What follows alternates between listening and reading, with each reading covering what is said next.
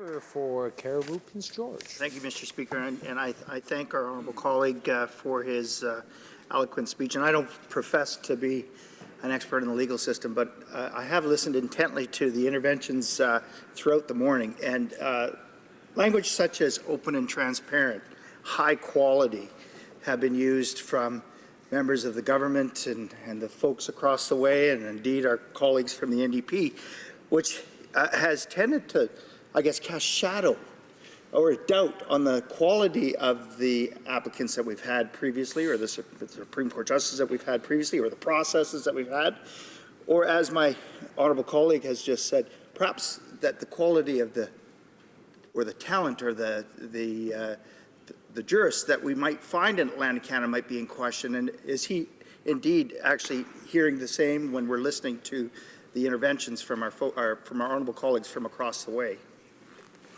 The honourable member for Durham.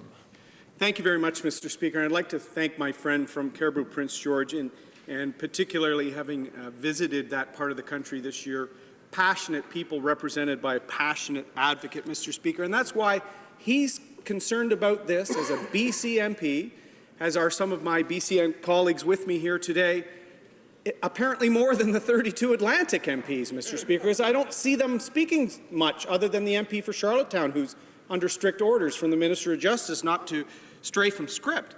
But he's raised a good point. I think the lawsuit or the legal action asking for an order from the court declaring the Prime Minister's conduct unconstitutional, it's from the Atlantic Provinces Trial Lawyers Association. So he asked me, is there an impression that this callous act by the Prime Minister is having a negative impression in Nova Scotia? Well, a legal action suggesting it's unconstitutional by the people, the men and women who make their livelihood advocating and defending people in our courts, that's a pretty good indication that they feel it's an affront, Mr. Speaker. And I would suggest the Parliamentary Secretary, the MP for Charlottetown, is likely still called to his bar there. He should talk to some of his colleagues. Thank you, Mr. Speaker.